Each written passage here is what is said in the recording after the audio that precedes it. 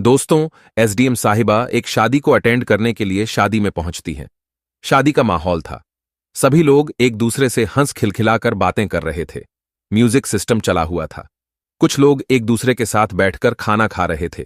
वहीं पर मंडप सजा हुआ था और मंडप के सामने कुछ कुर्सियां रखी हुई थीं, जिन पर कुछ लोग बैठकर उस मंडप में हो रही शादी को देख रहे थे।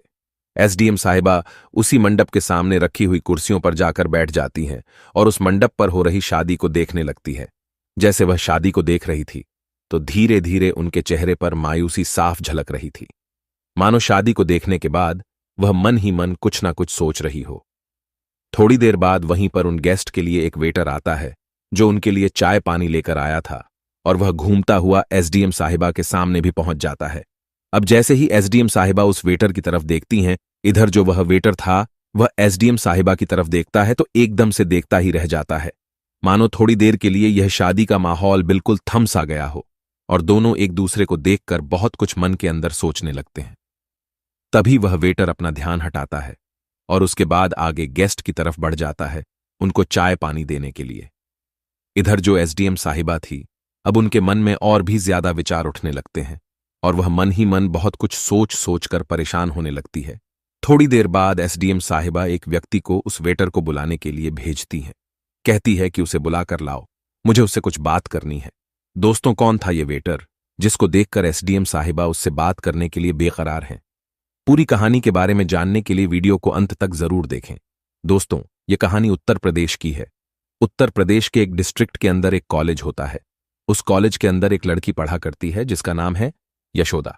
यशोदा जो कि ग्रेजुएशन कर रही है और अभी उसका फाइनल ईयर चल रहा है। फाइनल ईयर उसका खत्म होने वाला है और कॉलेज के बाहर एक मिठाई की दुकान है, जिस मिठाई की दुकान पर यशोदा की हमउम्र का एक लड़का है। अक्सर यशोदा आते जाते उस लड़के को देखा करती है और मन ही मन उससे प्यार किया करती है। इधर जो लड़का था उसका नाम था मोहन। मोहन भी यशोदा को देखा करता है और मन ही मन उससे प्यार करने लगता है, लेकिन दोनों में से किसी की भी हिम्मत नहीं होती है कि वह एक दूसरे से अपने प्यार का इजहार कर दे। धीरे धीरे समय बीतता और समय के साथ साथ यशोदा की ग्रेजुएशन कंप्लीट हो जाती है। अब जैसे ही उसकी ग्रेजुएशन कंप्लीट होती है तो हिम्मत करके यशोदा मोहन के पास जाती है और अपने प्यार का इजहार मोहन से कर देती है। मोहन जैसे ही यशोदा की बातों को सुनता है तो एकदम से खुश हो जाता है और अपने प्यार का इजहार भी यशोदा से कर देता है। अब दोनों ने एक दूसरे से प्यार का इजहार कर दिया था और दोनों तय करते हैं कि अपने अपने घर वालों से बातें करेंगे और बातें करने के बाद एक दूसरे से शादी करेंगे। इसके बाद यशोदा अपने घर वालों से बातें करती है, मोहन अपने घर वालों से बात करता है। बात करने के बाद उन दोनों के घर वाले भी राजी हो जाते हैं, क्योंकि मोहन का धंधा काफी अच्छा खासा था। अच्छा खासा वह कमाया करता था। पैसों की उनके पास कोई भी दिक्कत नहीं थी। इधर जो यशोदा थी वह भी पढ़ी लिखी थी और उसके परिवार वाले भी अच्छे खासे पैसे वाले थे। तो दोनों परिवारों की आर्थिक स्थिति काफी ज्यादा अच्छी थी और इसी वजह से दोनों परिवार वाले फैसला लेते हैं कि बच्चे जब एक दूसरे से प्यार करते हैं तो दोनों की शादी करा देनी चाहिए। उसके बाद मोहन और यशोदा की एक अच्छा सा मुहूर्त देखकर रीति रिवाज और धूमधाम के साथ शादी हो जाती है। दोनों की शादी हो गई थी। शादी होने के बाद जो यशोदा है वह मोहन के घर में आती है। यशोदा पढ़ने लिखने में काफी ज्यादा होशियार थी और उसका सपना था कि वह पढ़ लिखकर किसी अच्छी सी पोस्ट को हासिल करे। इसी सपने को लेकर वह अपने पति के पास जाती है, लेकिन स्टार्टिंग में अपने पति से कुछ भी इस बारे में बात नहीं करती है। वह सोचती है कि अभी अभी मेरी शादी हुई है तो कुछ दिन एडजस्ट होने दो, उसके बाद मैं अपने पति से इस बारे में बात करूंगी। धीरे धीरे समय बीतता और समय के साथ साथ यशोदा मोहन का अच्छी तरह से ख्याल रखती है, उसके माँ बाप का अच्छी तरह से आदर करती है और ऐसे ही करके उनकी शादी को 6 महीने बीत जाते हैं। अब 6 महीने बाद एक दिन अचानक से यशोदा मोहन से इस बात को शेयर करती है। वह कहती है कि मोहन, मैं पढ़ने लिखने में काफी अच्छी हूं और मैंने ग्रेजुएशन भी कर ली है, तो मैं चाहती हूं कि मैं अच्छी से कोचिंग करूं और कोचिंग करने के बाद एक अच्छी सी नौकरी को प्राप्त करूं। इस बात को सुनने के बाद मोहन यशोदा को समझाने लगता है। वह कहता है कि यशोदा, हम दोनों के बीच में बहुत ही गहरा प्यार है। अगर तुम पढ़ाई करने लगोगी तो हमारा प्यार कम हो जाएगा। लेकिन यशोदा मोहन से जिद करती है और कहती है कि मोहन, कोई बात नहीं, अगर मैं अच्छी सी सरकारी नौकरी लग जाऊंगी तो हमारी जिंदगी ही बेहतर होगी। अब मोहन यशोदा से कहता है कि यशोदा, कोई बात नहीं, मेरा अच्छा खासा कारोबार है और पैसों की हमें कोई भी दिक्कत नहीं है। इसी काम से हमारा घर अच्छी तरह से चल जाएगा और काफी अच्छे खासे रुपए पैसे में कमाया करता हूं। अब इसके बाद यशोदा सोचती है कि कोई बात नहीं, आखिर ये मुझसे प्यार करते हैं तो कुछ दिनों बाद मैं फिर से इनसे बात करूंगी और हो सकता है जब यह मेरी बात को मान जाए। अब इसके बाद कुछ दिन और ऐसे ही बीत जाते हैं और उसके बाद फिर एक दिन यशोदा मोहन से बात करती है। कहती है कि मोहन, मुझे पढ़ाई करनी है और पढ़ लिख करके किसी सरकारी नौकरी को हासिल करना है। इस बार जो यशोदा है मोहन पर दबाव बनाती है और इसके बाद मोहन भी जो यशोदा से प्यार किया करता था वह भी उसकी पढ़ाई लिखाई के लिए मान जाता है। अब मोहन ने अनुमति दे दी थी तो इसके बाद जो यशोदा है वह कोचिंग करने के लिए कोचिंग सेंटर में जाया करती और घर पर भी अपनी पढ़ाई लिखाई को अच्छी तरह से पढ़ा करती है। धीरे धीरे समय बीतता है और समय के साथ साथ मोहन को यह बात महसूस होने लगती है कि उसकी पत्नी अब पढ़ाई लिखाई को ज्यादा अहमियत देती है और उसकी तरफ जरा भी ध्यान नहीं दिया करती है। इसके बाद मोहन यशोदा से कहता है कि यशोदा, तुम्हारी पढ़ाई लिखाई की वजह से हमारे बीच का प्यार थोड़ा सा कम हो रहा है। लेकिन यशोदा मोहन को समझाने की कोशिश करती है और इसी समझाने के दौरान मोहन थोड़ा सा गर्म हो जाता है और ऊंची आवाज में यशोदा से बात करने लगता है। दोनों के बीच में इस बात को लेकर तनातनी का माहौल हो जाता है और उन दोनों के बीच में आपस में लड़ाई हो जाती है। अब लड़ाई होने के बाद यशोदा मोहन को दो चार बात कड़वी सी बोल देती है। कहती है कि तुम तो अनपढ़ हो और इसी वजह से तुम नहीं चाहते कि तुम्हारी पत्नी पढ़ लिखकर किसी सरकारी नौकरी को हासिल करें। अब यह बात मोहन को एकदम से बुरी लग जाती है और मोहन यशोदा पर हाथ उठा देता है। जैसे वह यशोदा पर हाथ उठाता है तो मोहन के माता पिता आते हैं, उसको समझाते हैं कि बेटा, बहू घर की इज्जत होती है, इस पर हाथ नहीं उठाया करते और ऐसा करना ठीक नहीं है। लेकिन यशोदा के ऊपर जैसे ही मोहन ने हाथ उठाया था तो यह बात यशोदा को बड़ी ही बुरी लगती है, क्योंकि वह मोहन से बेइंतहा प्यार किया करती थी और आज उसके पति ने उस पर पहली बार हाथ उठाया था। इसके बाद यशोदा अपने पिता को फोन करती है और फोन करने के बाद उन्हें वहां पर बुला लेती है और उनके साथ अपने सामान को पैक करके मायके चली जाती है। अब यशोदा मोहन को छोड़कर अपने मायके जा चुकी थी और वहां जाने के बाद कुछ दिनों तक वहीं पर बनी रहती है और सोचती है कि जब तक यह मुझे लेने के लिए नहीं आ जाएंगे तब तक मैं इनके साथ नहीं जाऊंगी। धीरे धीरे कुछ समय बीता और समय के साथ साथ जो मोहन है वह एक बार भी ना तो यशोदा के पास फोन करता है और ना ही उसे लेने के लिए उसके मायके में पहुंचता है। अब इस बात को देखकर यशोदा थोड़ी सी परेशान हो जाती है और इसी परेशानी के कारण यशोदा मोहन के घर तलाक के पेपर भिजवा देती है।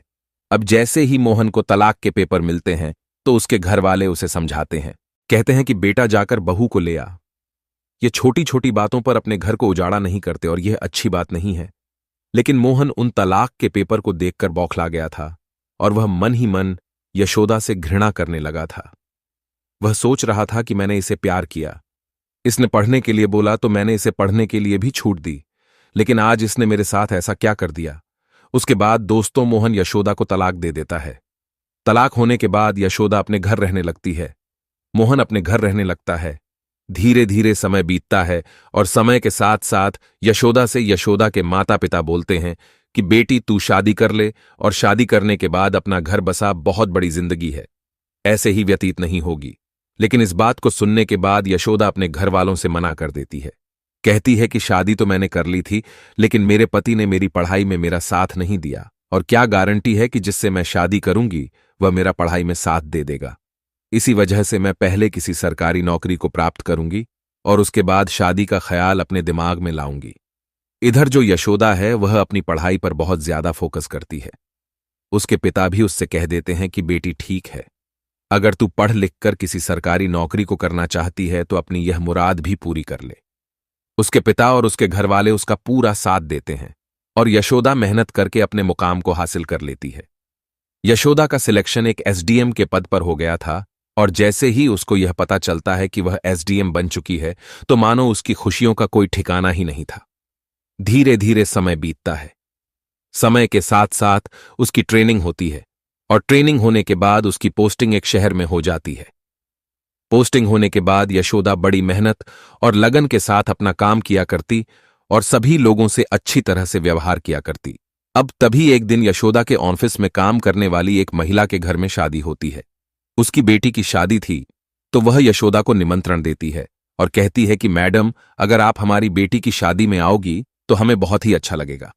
इसके बाद जो यशोदा थी वह शादी के लिए तैयार हो जाती है, और जैसे ही शादी का दिन आता है उस दिन वह अपनी सरकारी गाड़ी से हूटर बजाते हुए उस शादी में पहुंच जाती है।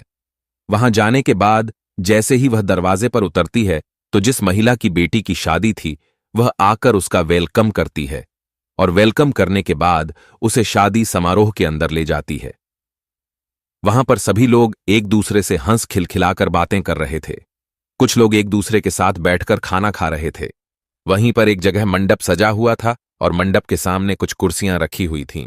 तो वह महिला जिसकी बेटी की शादी थी वह यशोदा से कहती है कि मैडम आप खाना खा लीजिए और उसके बाद शादी को एंजॉय करना। लेकिन यशोदा खाना खाने से मना कर देती है और मंडप की तरफ रखी हुई कुर्सियों की तरफ इशारा करके कहती है कि मैं वहां बैठूंगी और बैठकर तुम्हारी बेटी की पूरी शादी को ऐसे ही देखूंगी। वहां पर जाने के बाद एसडीएम साहिबा उन कुर्सियों पर जाकर बैठ जाती हैं और शादी को बड़ी गहराई से देखने लगती हैं। अब शादी को देखते हुए धीरे धीरे उनके चेहरे पर मायूसी साफ झलक रही थी, और इस शादी को देखने के बाद उसे अपनी शादी के वह पल याद आ रहे थे जब उसने मोहन के साथ शादी की थी, और शादी के टाइम पर वह बड़ी ही खुश थी। उन पलों को याद करके यशोदा के चेहरे पर मायूसी छा जाती है और अंदर ही अंदर वह अपने आप को कोसने लगती है। थोड़ी देर बाद वहां पर एक वेटर आता है जो गेस्ट को चाय पानी देने के लिए आया था, और वह घूमता घूमता सीधा यशोदा के सामने भी पहुंच जाता है। अब वेटर ने जैसे ही ट्रे सामने की थी तो उसके बाद यशोदा एकदम वेटर की तरफ देखती है, और वेटर जैसे ही यशोदा की तरफ देखता है तो दोनों एकदम एक दूसरे को देखकर हैरान से हो जाते हैं। तो सामने जो वेटर था वह और कोई नहीं था, उसका वही तलाकशुदा पति था जिससे 3 साल पहले उसका तलाक हो चुका था। अब अपने सामने मोहन को देखकर यशोदा एकदम से हैरान हो जाती है, क्योंकि शादी का माहौल था और शादी की यादें उसे आ रही थीं, और सामने उसका तलाकशुदा पति आ गया था। थोड़ी देर तक दोनों एक दूसरे को देखते रहते हैं, लेकिन तभी मोहन अपना ध्यान सीमा की तरफ से हटाता है और आगे गेस्ट की तरफ चाय पानी देने के लिए चला जाता है। अब इसके बाद यशोदा मन ही मन में और भी ज्यादा उन यादों को सोचने लगती है और अंदर ही अंदर अपने आप को बहुत ज्यादा कोसने लगती है। इसके बाद यशोदा जब मोहन की इस हालत को देखती है तो वह सोचने लगती है कि इसका तो बहुत अच्छा कारोबार था, अच्छा खासा रुपया पैसा कमाया करता था। आखिर ऐसा क्या हो गया जो आज इसे यहां पर वेटर बनकर काम करना पड़ रहा है? यह सवाल भी उसके दिमाग में थे, तो इसी वजह से वह मोहन से बात करने का फैसला करती है। उसी शादी के अंदर से एक व्यक्ति को बुलाती है और कहती है कि सामने जो वेटर तुम्हें दिखाई दे रहा है इससे कहो कि एसडीएम साहिबा तुम्हें बुला रही हैं और तुमसे कुछ बात करना चाहती है। अब इसके बाद वह व्यक्ति उसके पास जाता है और उसके पास जाने के बाद उससे कहता है कि एसडीएम साहिबा आपको बुला रही हैं, आपसे कुछ बात करना चाहती हैं। इसके बाद मोहन यशोदा की तरफ जाने लगता है। यशोदा उस भीड़ से दूर होकर एकांत में खड़ी हो जाती है जहां पर कोई भी नहीं था। वहां पर जाने के बाद मोहन भी मन के अंदर बहुत कुछ सोचने लगता है। उन बीते पलों को याद करता है जब यशोदा और वह एक दूसरे से बेइंतहा प्यार किया करते थे और एक दूसरे के साथ मिलजुल कर रहा करते थे। उन यादों को याद कर करके उसकी आंखों में आंसू भर आते हैं, लेकिन वह जैसे तैसे करके अपने आंखों के आंसुओं को रोकता है और यशोदा से पूछता है कि बताओ यशोदा, तुम्हें क्या काम है मुझसे और किस वजह से तुमने मुझे यहां पर बुलाया है? उसके बाद यशोदा अपनी भावनाओं को दबाते हुए उससे कहती है कि मोहन, तुम्हारा तो बहुत अच्छा काम था, तुम यहां पर इस तरह से वेटर का काम क्यों कर रहे हो? इसके बाद मोहन कहता है कि यह बड़ी लंबी कहानी है, इसको सुनने के लिए तुम्हें थोड़ा टाइम चाहिए होगा और मेरे हिसाब से एसडीएम साहिबा के पास इतना टाइम नहीं होगा। लेकिन तभी यशोदा कहती है कि कोई बात नहीं, मेरे पास टाइम ही टाइम है और तुम मुझे आराम से अपनी कहानी बता सकते हो। तो मोहन बताता है कि तुमसे तलाक होने के बाद मेरा कहीं भी मन नहीं लगा करता था और मैंने अपनी दुकान पर एक अलग से कारीगर रख लिया था और उस कारीगर के हवाले उस दुकान को कर दिया था। अब दुकान चल तो रही थी लेकिन इतना मुनाफा मुझे नहीं दे रही थी। लेकिन उस समय मुझे मुनाफे से कोई फर्क नहीं पड़ रहा था क्योंकि मेरी दुनिया तो उजड़ चुकी थी। अब मैं पैसे कमाऊं तो किसके लिए कमाऊं? ऐसा सोचकर मैंने उस कारीगर को रख दिया था।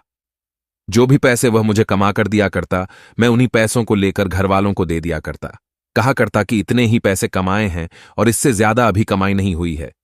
इसके बाद धीरे धीरे समय बीतता और समय के साथ साथ एक दिन मेरी दुकान पर छापा पड़ता है फूड डिपार्टमेंट वालों का, क्योंकि जो कारीगर मैंने रखा था वह मिठाइयों के अंदर मिलावट करने लगा था और उसी मिलावट की वजह से मेरी दुकान बंद हो गई और यहां तक कि मुझे जेल भी जाना पड़ा था। उसके बाद मेरे घर वालों ने जैसे तैसे करके मुझे छुड़ा लिया, लेकिन अब मेरे पास इतने पैसे नहीं थे कि मैं दोबारा से अपने रोजगार को खड़ा कर सकूं। मैं उस शहर के अंदर अपने आप को बहुत ही ज्यादा लाचार महसूस करता था और इसी वजह से मैंने वह शहर छोड़ दिया। उस शहर को छोड़ने के बाद इस शहर के अंदर आ गया। यहां आने के बाद मैं इधर उधर काम की तलाश में घूमने लगता हूं, लेकिन मेरी पढ़ाई लिखाई बहुत ही कम थी, तो इसी वजह से मुझे कोई अच्छा सा काम नहीं मिलता है। अब काम ना मिलने की वजह से मैं एक होटल पर जाता हूं और वहां पर वेटर की जॉब के लिए पूछने लगता हूं। होटल के मालिक मुझे वेटर बना देते हैं और तभी से मैं उस होटल में वेटर का काम किया करता हूं। और मेरे साथ के वेटर जब किसी शादी ब्याह में जाया करते हैं तो उनके साथ मैं भी आ जाया करता हूं।